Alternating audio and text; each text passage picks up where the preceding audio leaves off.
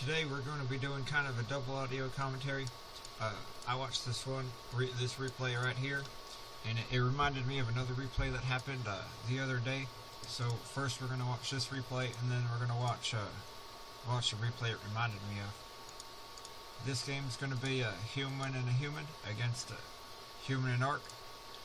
It's going to be on Lost Temple, so hopefully we're going to have, like 50 expansions all over the map, and lots of towers and graphing or something.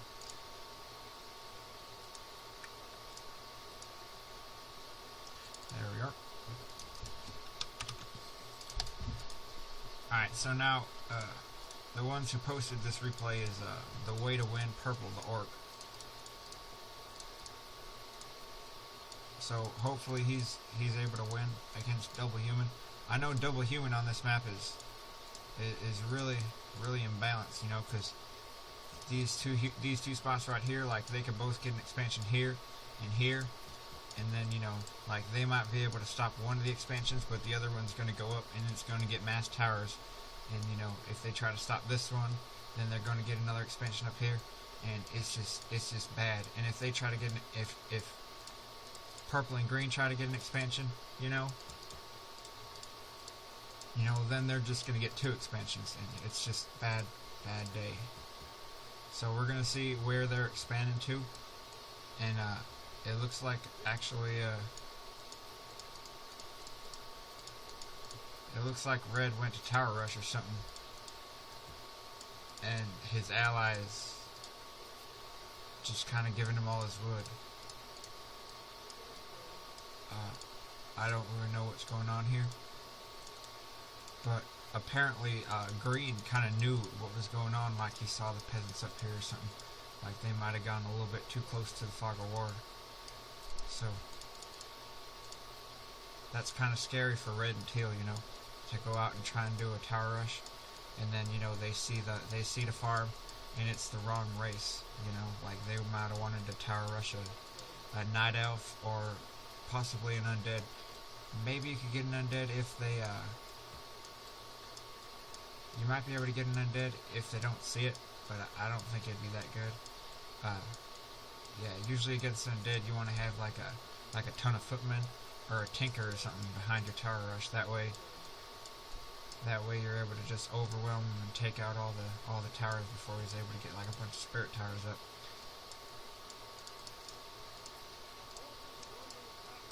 There's actually a team on Azeroth who builds dual tinker, mass footman, and mass ghouls every game.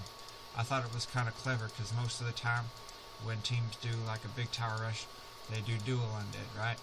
And no, they don't do dual undead, they do a human, right? And then so every time I see, after seeing all that, every time I see dual human now, I get suspicious. Well, this team, right, they pick undead human, which is known for like a ton of spellcasters and spider crypt fiends, but they do the opposite. They do like a mass tower rushing. A lot of times it can be really scary. I've lost a couple games to them. I think I've lost 2 or 3, and I won 1 time against them. And the only time I won against them was because I knew what they were gonna do based on their names. Because I remembered one of their names was Violet or something. So now, getting back to the game, it looks like Green decided to counter tower rush. He's gonna tower rush, Red, the guy who was way behind. But Red was able to get a bunch of towers up, so they can't really commit. And then Teal TP's in with his militia.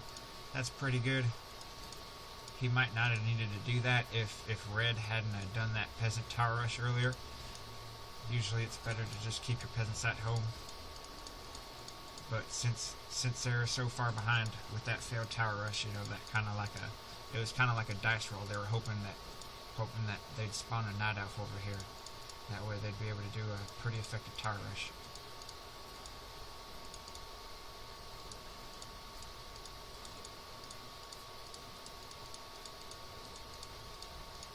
And if they don't see your peasants, like right here when he spotted the farm, I guess Green spotted the peasant and he was able to ping it But if they don't see it, you know, I guess maybe that could work against an orc too. I never tried it, so I don't.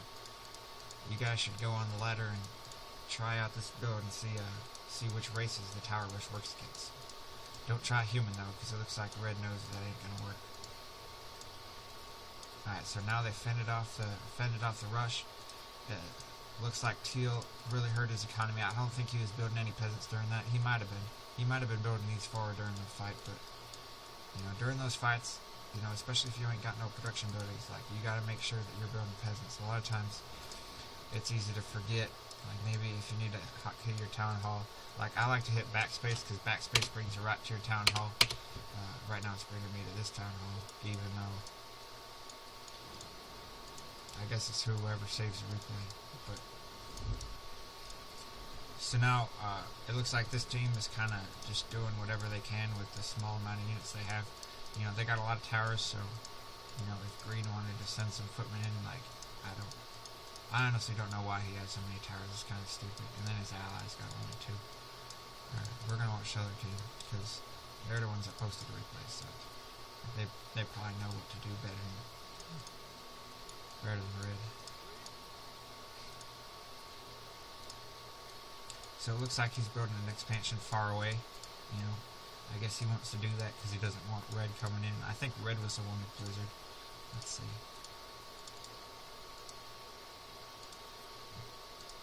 Yeah, it looks like red was the one with blizzard. He's got a lot more mana. He doesn't want red coming in and harassing him with his archmage or teal coming in with footmen. So he wanted it to be far away from the opponents. That's kind of a good thing to do if you only want one expansion. But if you want two expansions, a lot of times it's better to just expand right here.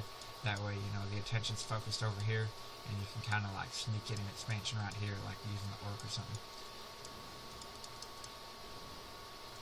Or the orc can set up an expansion right here, kind of undetected, because they're all focused up on this expansion. Sometimes that works, sometimes it don't. You know, you gotta mind game your opponent. It looks like I didn't see that up there.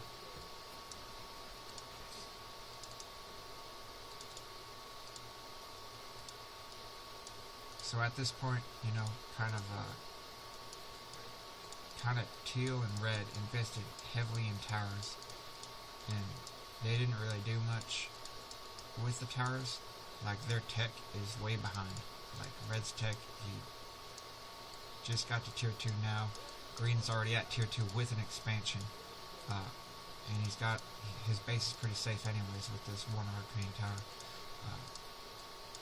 Teal is way behind in the tech, still building all these towers. And, you know, purple's kind of just going bare. You know, this expansion is bare. So, the reason this replay reminded me of another one is because what red and teal do is they kind of build a lot of towers and then they tech up, right? And that's something you see a lot of protocol players do.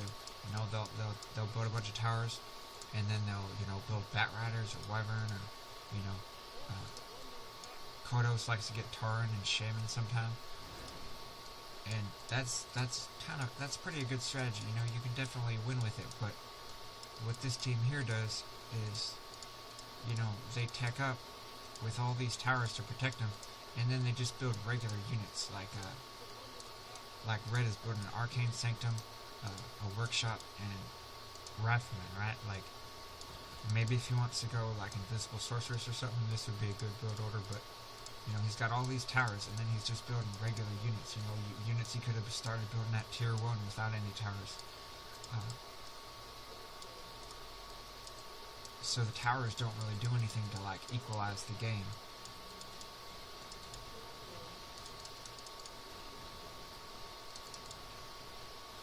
We're gonna watch this battle. So, getting back to this battle, I haven't been paying attention much to the units, so we're gonna watch. It looks like teal has 28 food, so he's got like a handful of footmen, like 3 or 4 footmen, and his archmage is level 3. You know, green, the other human, he's got level 3 archmage and a level 2 mountain king, with I'd say about 7 or 8 footmen. And so it looks like it's 7 or 8 footmen, 3 grunts against maybe 8 footmen total. So they kind of, both teams have the same amount of footmen. It's just, they got an extra hero and some grunts, purple and green, that is. So they're way ahead in this game.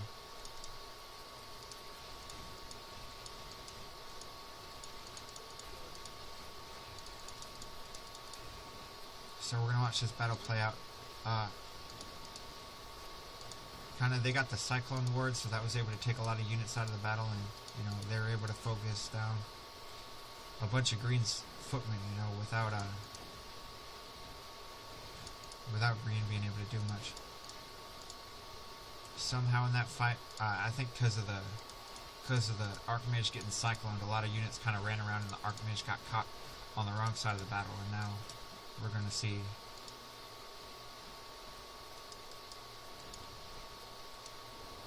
We're gonna see him get knocked out right there, and now it looks like with the overwhelming majority of units, eventually green and purple were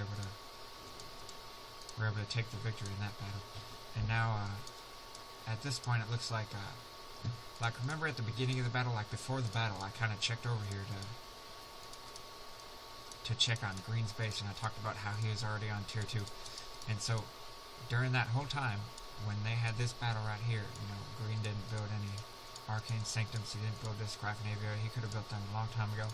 He could have started teching up a long time ago, but he kind of waited like forever without really doing nothing much but tech and gold. So, right when you get tier 2, you gotta make sure, like, even if you're in a battle, like, you just gotta go away from the battle for a second and, build these buildings, try to build them as quick as you can, and then go back to the battle and hope you didn't lose everything and that your hero's not going to die, to a hex or something. That's really important, especially if you, it's just an important habit to have. If you don't ever practice doing that, then, you're never going to learn how to do it. It's just, sometimes you gotta do stuff that's outside your comfort zone just to make yourself a better player. And, that's definitely one way that you could do that. That's definitely one way Green could try to improve his play. Because right now he has so much money and just not any production. I think he's going to be floating resources for quite a while. Alright, so let's look over at purple. Like, this is the winning team. I don't even care about this team. Like, this team, they're kind of playing stupid. Like, like I said earlier, they're building all these towers up. They've got like probably 10 towers, 15 towers between the two of them. And they're building up like a regular army. Like, this is the kind of army that you're gonna see in a standard 2-on-2 game. Like, riflemen, sorcerers, blah blah, and then riflemen, sorcerers, and spellbreakers here. Like, that's what they could have built this without building any towers, and they'd have had a lot more units and a lot better tech. So I guess the main idea to take away is if you're going to build all these towers, you got to make sure that they're used for something, like if they're not, like, maybe they're killing huntresses or something, maybe you're up against an undead night elf team, and they're massing huntresses and fiends, and they want to do a tier 2 push, and then you're able to hold that tier 2 push back with all these towers, and then eventually, riflemen and mortar team and casters, like, they just tear through huntresses. But in this game, right, there's no huntresses, there's nothing that these towers are really good against, so you gotta make sure that the towers, like, are doing something for you. Like, whether it be, like, protecting this base and this base while you expand here with a bunch of towers and expand here with a bunch of towers, or, like, you gotta be using the towers to try to gain some kind of advantage. That's just not happening for this red and teal team. Before we go into this battle, we're going to look at the other team too, because I had a little comment on them. Alright, so what I noticed is that, Green's base has 1, 2, 3, 5, 6, 7 towers, and that's just his main base. And then the expansion, it ain't got no towers. And then the orc base, it ain't got no towers either. So, as long as the red and the teal team, they scout everything, like, they're gonna, scout out which base they want to attack. they're going to pick either this one or this one. You know, they're not going to go to this one. Like, if you want to build all these towers here, like, you're pretty much banking on your opponents not scouting here and not scouting here. And then you also need your opponents to choose this base to attack to as their first choice. So you're betting a lot. You're wagering a lot of resources building these towers. A lot of like wasted time. Like his tech was really late. I think he was like floating like 3,000 gold, maybe 400 wood, and then you know he spent all that wood on here. So he kind of placed a bet like that wasn't going to win. Like it's not a very good bet to make. That they're gonna not scout here, and above all, and in addition to all that, they're gonna try to attack here. So, you know, defending one, like I always say that like each base should be equally defendable, right? And if you take all these towers and you put them over here, and you know, then you put like a watchtower or two here, then all these bases would kind of be equally defendable, right? Because like this one is the one that it doesn't have any natural defenses. You know, this base without all these towers, maybe just the arcane tower, like it's got like 3, 4, you know, like 10 more, 5 more. It's got like 20 militia at it. You know, that's a really good defense, especially against like any, I don't know, any kind of army that double human's gonna pull out at you. That's gonna be pretty good. And then the orc base has burrows and stuff. So, you know, I'd say 2 watchtowers and plus the burrows, that'd be equal to, you know, like 5 watchtowers here, and then all the militia here, and maybe like one tower, like 1 arcane tower, 1 guard tower. So basically, if you just like equalize the towers at each base, equalize the amount of defense at each base, you're going to have a better time against opponents who kind of scout and pick out which base they want to attack based on, you know, how well defended they are. Anyways, okay. Now we're going to continue on to this battle. It looks like purple has a lot of food. Just glancing at these armies, I bet they're both at around 50 food. And this guy's 42 food, and red's at 48 food. Not looking good. Let's see what, where's the human? The human's not even there. Like, this is kind of an equal battle right here. Well, not really. The orc can, like, almost take on this army. Like, if you took, like, a handful of these units out of here, the orc would be able to just steamroll this army. And in addition to that, you know, you gotta wait, like, 8 seconds, and then they're just gonna get flanked by green.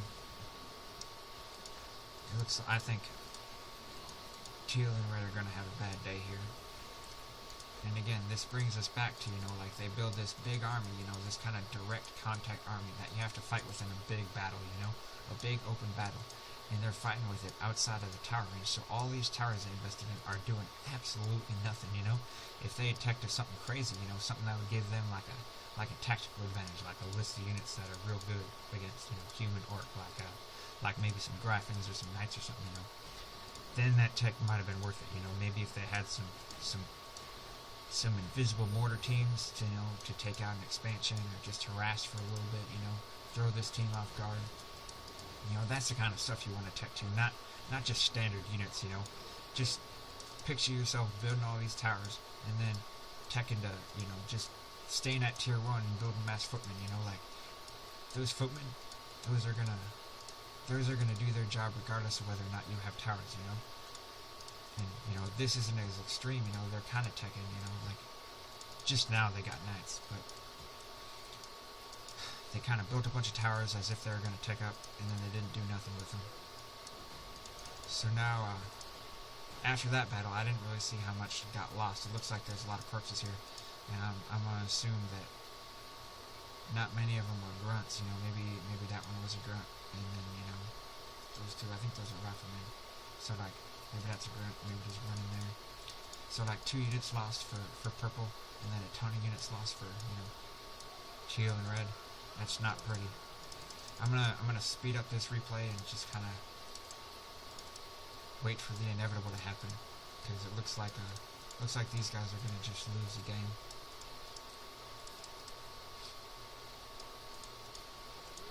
I guess green's trying to get like a secured advantage. He's not really getting any hero levels out of this. Maybe he'll be able to get divine shield, and so his paladin don't get focused down, but it don't look like that's even going to happen. And so here we go, the last battle.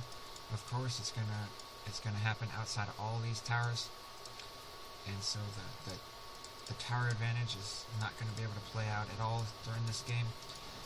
And the tech advantage actually goes to green, who had a fast expansion and still has much towers.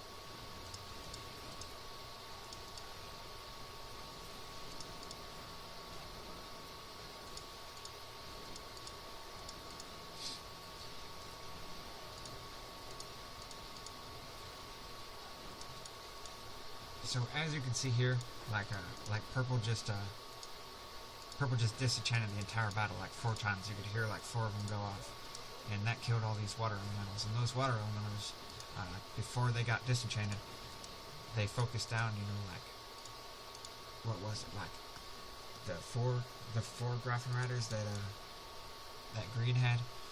So, you know, if purple had been a little bit quicker to the draw with that disenchant, you know, paying attention more, he could have taken those out before the Graffin Rider died and made that even more of a convincing fight. So, alright, that was kind of a cool replay. I got another replay that kind of relates to that one. It's actually a replay I'm gonna have to find because it's in my saved replays, and my saved replays have a bunch of weird names. So I'm gonna shut off the stream for a little bit, and I'm gonna make a new video that's gonna have that replay in it. I'll link it in the comments. So.